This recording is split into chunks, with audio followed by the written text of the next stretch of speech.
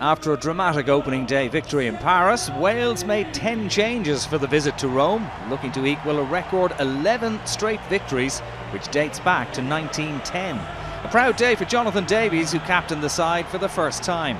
Conor O'Shea was looking for a first win as Italy coach in the Guinness Six Nations, and a strong 3-try finish against Scotland the previous week gave the Azzurri a boost coming into this game at the Stadio Olimpico. With only a minute on the clock, Italian indiscipline gave Wales a kick at the posts, and from that position Dan Biggar wasn't going to miss. 3-0, and before long 2 further Biggar penalties gave Warren Gatland's men a 9-0 lead. Then, just short of the half hour, an Italian offside gave to Northampton number 10 another easy kick, 12-0, and the visitors were easing ahead without getting out of second gear. However, the Italians finally got some points on the board when Tommaso Allan went for the corner instead of kicking at goal. From the resultant line-out, Italy went through a number of phases, driving for the Welsh line, and it was flanker Bram Steyn who got over with David Sisi on his shoulder. It was a vital score for the home side to keep them within touching distance of the Welsh, only Steyn's second try for his adopted country, and when Allan slotted the conversion over, it was 7 points to 12. Just 5 points between the sides, despite Wales' early dominance. And it could have been down to 2 with the last kick of the half, but Allan's effort struck the upright, and it remained 7 points to 12 at the break. Not long after the restart, the home side did reduce the deficit to 2 points with an Allan penalty, and Wales introduced Allan Wyn-Jones as a substitute just 6 minutes after the break, an indication of how serious things were looking. But nerves were settled a couple of minutes later when Liam Williams got through an attempted tackle before passing to Josh Adams, and the Worcester winger waltzed away for the first try of the match for the Welsh.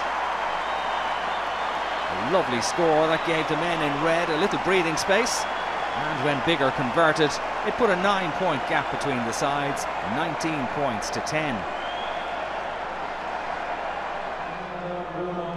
As the game moved into the final quarter, it looked as if the Welsh were putting clear daylight between the sides. After Hayward mishandled a grubber kick through, Jonathan Davies got the touchdown. But when the TMO David Grassoff reviewed the incident, it was deemed that Davies had knocked on, and it remained 19 points to 10. In the 69th minute, Wales notched a second try and killed off the Azzurri's challenge. Gareth Anscombe was introduced as a replacement for Biggar, and the Cardiff out half produced a delicate chip behind for Owen Watkin to race onto for his first international try. A big moment for the Ospreys centre, and a big moment in the match as Anscombe's conversion put Wales well in control, 26 points to 10. But as we saw on match day 1, the Italians have no shortage of heart, and they closed the gap with 5 minutes to go when Edoardo Padovani added to the try he scored against Scotland with another here. Allan did well to jink clear before passing to Padovani, who glided over for the score. The Italian number 10 missed the conversion, but Italy had narrowed the margin to 11 points, 15-26. As the game drew to a close, Wales were in search of a third 5-pointer, and Thomas Young got over for what looked like a try on his Guinness Six Nations debut. The TMO was again called into action, and the score was disallowed for a forward pass earlier in the move. And that would be the last action of the game. It's 2 wins from 2 for Wales, who face England in a massive game in Cardiff next time out. A win there would be a record 12th consecutive Test win for Wales.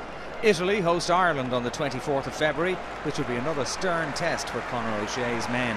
Final score at the Stadio Olimpico: Italy 15, Wales 26.